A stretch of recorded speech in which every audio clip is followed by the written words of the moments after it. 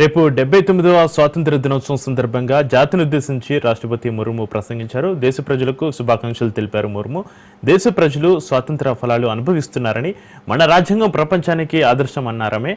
భారత ప్రజాస్వామ్యం ఎన్నో సవాళ్లను అధిగమించిందని, అభివృద్ధి ఫలాలు దేశ ప్రజలకు అందుతున్నాయన్నారు.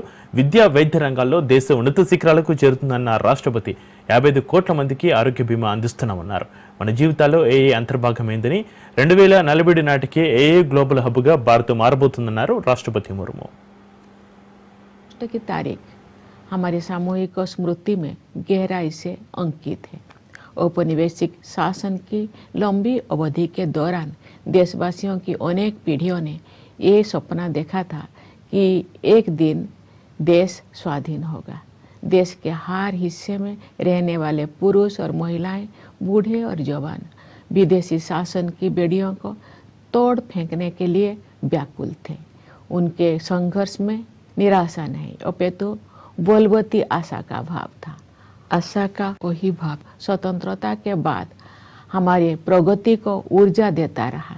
कल जो भाव अपने त्रिरंगे को सलामी दे रहे होंगे, तो हम उन सभी स्वाधीनता सेनानियों को भी श्रद्धांजलि अर्पित करेंगे, जिनके बलिदान के बल पर 78 साल पहले 15 अगस्त के दिन भारत ने स्वाधीनता हासिल की थी। अपनी स्वाधीनता का पुनः प्राप्त करने के बाद हम एक ऐसे लोकतंत्र के मार्ग पर आगे बढ़े जिसमें सभी वयस्कों को मतदान का अधिकार था।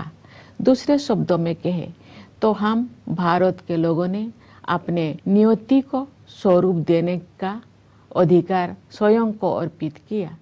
अनेक लोकतांत्रिक व्यवस्थाओं में जेंडर, रिलीजियन तथा अन्य आधारों पर लोगों के मताधिकार पर पाबंदियां होती थी, परंतु हमने ऐसा नहीं किया।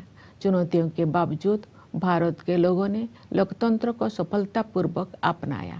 लोकतंत्र को अपनाना हमारी प्राचीन लोकतांत्रिक मूल्यों की सहज अभिव्यक्ति थी। भारत भूमि विश्व के प्राचीनतम गणराज्यों की धरती रही है। इसे लोकतंत्र की जननी कहना सर्वथा उचित है।